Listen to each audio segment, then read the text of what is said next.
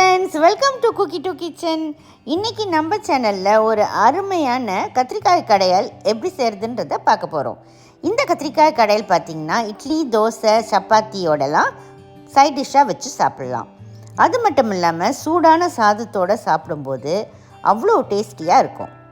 வாங்க இந்த டேஸ்டியான கத்திரிக்காய் கடையல் எப்படி செய்கிறதுன்றதை வீடியோக்குள்ளே போய் தெரிஞ்சுக்கலாம்.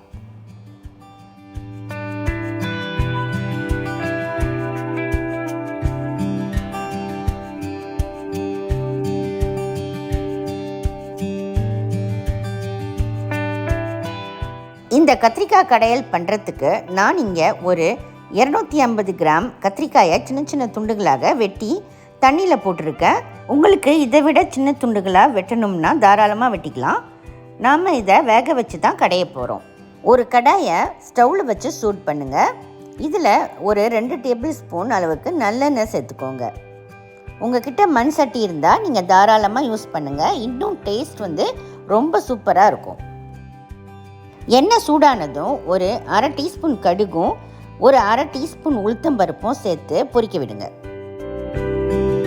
கூடவே ஒரு 1/4 டீஸ்பூன் வெந்தயம் சேர்த்துக்கோங்க. இது 3 நல்லா பொரிஞ்சதும் 6 பூண்டு பல்லை தட்டி சேர்த்துக்கோங்க. இது கூடவே 2 பச்சை மிளகாவை கீறி போட்டுக்கோங்க. கொஞ்சமாக கறிவேப்பிலை. இது எல்லாத்தையும் நல்லா வதக்கி விட்டுக்கலாம். எல்லாம் நல்லா வதங்கியதும் ஒரு 15 சின்ன வெங்காயத்தை அரிஞ்சு சேர்த்துக்கோங்க. உங்கள்கிட்ட சின்ன வெங்காயம் இல்லைன்னா பெரிய வெங்காயமே சேர்த்துக்கலாம். ஆனால் சின்ன வெங்காயம் சேர்த்து பண்ணும்போது இந்த கடையலோட டேஸ்ட் இன்னும் அதிகமாகும். இந்த வெங்காயத்தோட பச்சை வாசனை போகிற வரைக்கும் நல்லா வதக்கிக்கோங்க.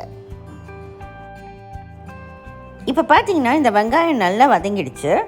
இப்போ இந்த ஸ்டேஜில் 2 தக்காளி பழத்தை நல்லா கையாலேயே மசிச்சு வச்சுருக்கேன். எப்போதும் கடையிலுக்கு இந்த மாதிரி மசிச்சு தான் சேர்ப்பாங்க. ஸோ நீங்கள் நல்லா மசிச்சு இதில் ஆட் பண்ணிக்கோங்க. உங்களுக்கு சின்ன சின்ன பீசஸாக நறுக்கி சேர்க்கணுன்னு விருப்பப்பட்டீங்கன்னா அந்த மாதிரியும் பண்ணலாம். இப்போது இந்த தக்காளி நல்லா வதங்கணும். நம்ம அரைச்சிட்டு சேர்த்ததால் தக்காளி சீக்கிரமாக வதங்கிடும். இப்போ பார்த்தீங்கன்னா தக்காளி நல்லா வதங்கிடுச்சு. நம்ம கட் பண்ணி வச்சுருக்கிற கத்திரிக்காயை அதில் சேர்த்துக்கலாம். கத்திரிக்காயை தண்ணியை நல்லா வடிச்சிட்டு சேர்த்துக்கோங்க. இது கூடவே தேவையான அளவு உப்பு, ஒரு 1/4 டீஸ்பூன் மஞ்சத்தூளும் சேர்த்துக்கோங்க. ஒரு 2 நிமிஷம் இந்த சின்ன வெங்காயம் தக்காளியோட சேர்த்து இந்த கத்திரிக்காயை நம்ம வேக வைக்கலாம். இந்த மாதிரி நல்லா வதக்கி விட்ட பிறகு ஒரு கிளாஸ் ஃபுல்லாக தண்ணி சேர்த்துக்கோங்க. தண்ணி சேர்த்துட்டு நல்லா ஒரு வாட்டி கலந்து விட்டுட்டு இந்த கத்திரிக்காய் நல்லா குழஞ்சி வரணும். அந்த அளவுக்கு நம்ம வேக வச்சு எடுக்க போகிறோம். இந்த கடையல் ரொம்ப கெட்டியாகவும் இருக்கக்கூடாது, ரொம்ப தண்ணியாகவும் இருக்கக்கூடாது. இதுக்கு ரெண்டுத்துக்கும் நடுவில் இருக்கணும். அந்த கன்சிஸ்டன்சி கரெக்டாக இருக்கணும். அப்போ தான் இட்லி, தோசை கூட தொட்டு சாப்பிடும்போது ரொம்ப டேஸ்டியாக இருக்கும். இப்போ இதை நம்ம மூடி வச்சு நல்லா வேக விடலாம். இப்போ பார்த்திங்கன்னா கத்திரிக்காய் நல்லா வெந்து நல்லா குழஞ்சிருக்கு. தண்ணியெல்லாம் நல்லா சுண்டி இவாப்ரேட் ஆகிடுச்சு. இப்போ இதில் 1 டீஸ்பூன் மல்லித்தூள் சேர்த்துக்கோங்க. 1 டீஸ்பூன் மிளகாய்த்தூள் உங்கள் காரத்துக்கு ஏற்ற மாதிரி சேர்த்துக்கோங்க. நல்லா மிக்ஸ் பண்ணுங்கள். இந்த மசாலாவோட பச்சை வாசனை போகிற வரை ஒரு 2 நிமிஷம் நல்லா வேக விடுங்க. அடுத்தது ஒரு சின்ன நெல்லிக்காய் அளவு புளியை கொஞ்சமாக தண்ணியில் கரைச்சி இதில் சேர்த்துக்கோங்க. நல்லா கலந்து விடுங்க. ஒரு 2 நிமிஷம் இது நல்லா கொதிக்கட்டும்.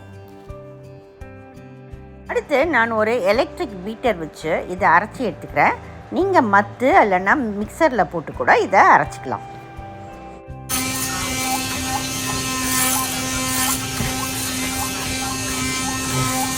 பாருங்க, இதோட கன்சிஸ்டன்சி இப்படி தான் இருக்கணும். ரொம்ப பேஸ்ட்டாகவும் அரைக்க வேண்டாம். இப்போ இது ஒரு நிமிஷம் கொதிக்கட்டும். நம்ம அதுக்குள்ளே ஒரு தாளிப்பு ரெடி பண்ணிடலாம். ஒரு பேனில் 1 டீஸ்பூன் எண்ணெய் ஊற்றிக்கோங்க.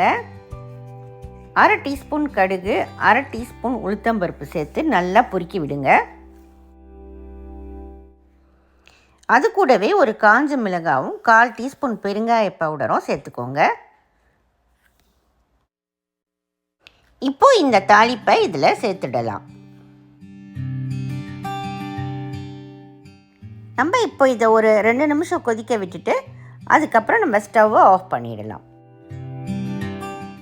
அவ்வளோதான், நம்மளுடைய கத்திரிக்காய் கடையல் பிரமாதமாக ரெடி ஆயிடுச்சு. நீங்களும் உங்கள் வீட்டில் கண்டிப்பாக இந்த ரெசிப்பியை ட்ரை பண்ணி பாருங்கள். உங்கள் எல்லோருக்கும் ரொம்ப பிடிக்கும். ட்ரை பண்ணி பார்த்துட்டு உங்கள் ஃபீட்பேக்கை கமெண்ட் செக்ஷனில் மறக்காமல் எழுதுங்க.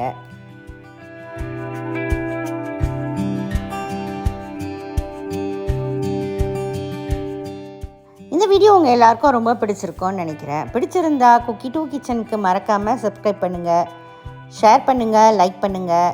நம்ம அடுத்த வீடியோவில் ஒரு புது ரெசிபியோடு நான் உங்களை சந்திக்கிறேன். அதுவரை பாய் பாய். சமைப்போம், ருசிப்போம்.